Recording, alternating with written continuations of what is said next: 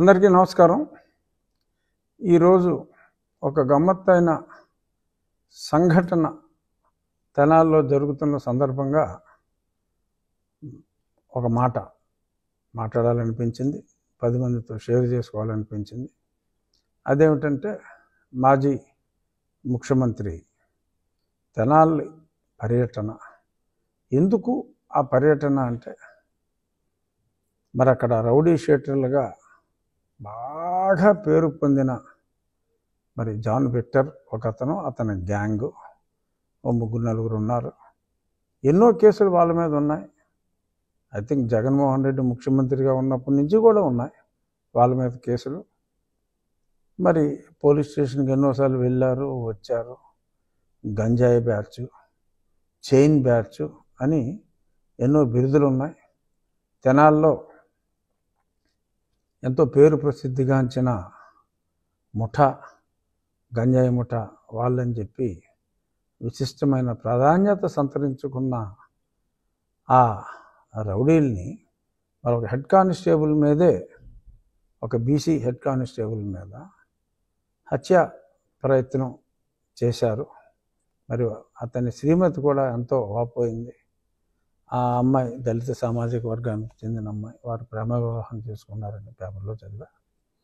మరి ఒక కానిస్టేబుల్ మీదే, హెడ్ కానిస్టేబుల్ మీదే ఈ బ్యాచ్, గంజాయి బ్యాచ్ దురాఘాతం చేస్తే మరి పబ్లిక్లో కూడా ఒక అవేర్నెస్ రావాలి.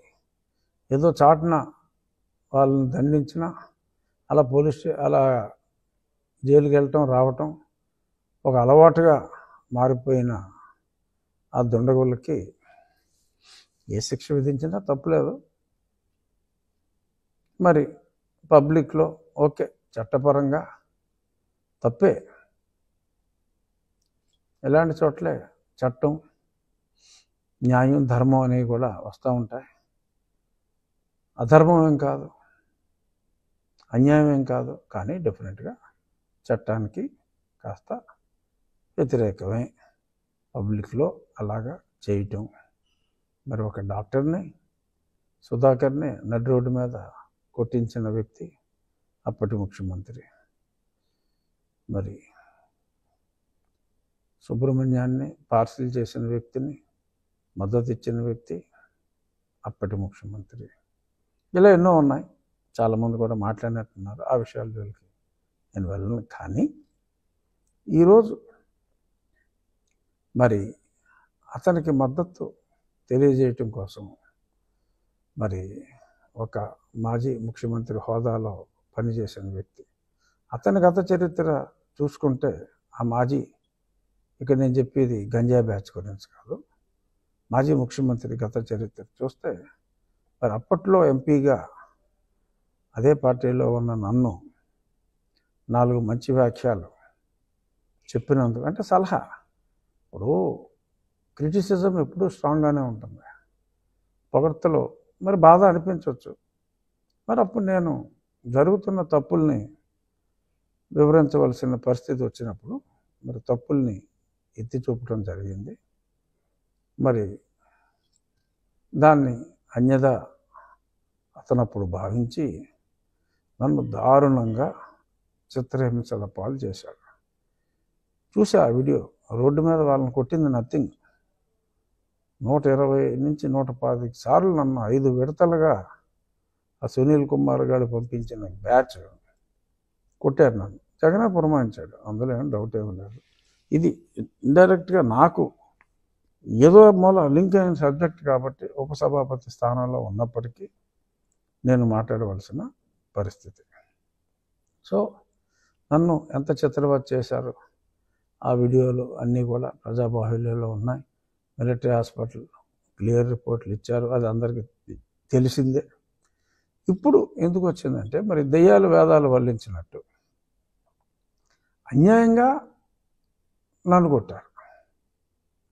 ఇప్పుడు దారుణమైన గంజాయి బ్యాచ్ని మరి కొడితే పోలీసులు వాళ్ళ మీద హత్యా ప్రయత్నం చేసిన వాళ్ళని, పైగా తగుదనమ్మా అంటూ పరామర్శకు వెళ్ళటం, లా అండ్ ఆర్డర్ని ప్రొటెక్ట్ చేయవలసిన బాధ్యత ప్రజాప్రతినిధులది.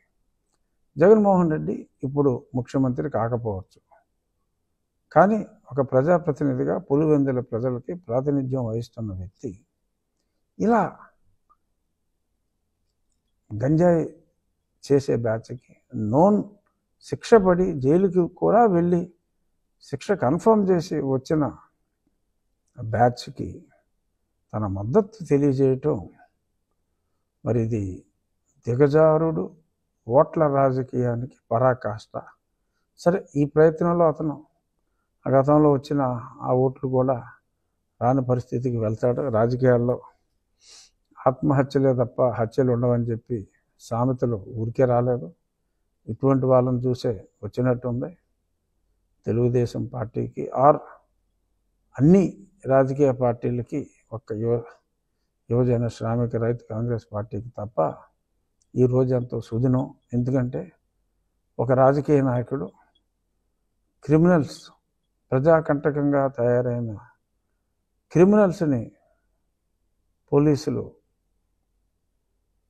ధర్మం ప్రకారం శిక్షిస్తే, మరి వాళ్ళకి మద్దతుగా ఇటువంటి వెధవలకి నేనున్నాను అంటూ మరి అక్కడికి వెళ్ళి భుజం తట్టడం అనేది ఆత్మహత్య సదృశ్యం. This is going to be political వాటర్లూ.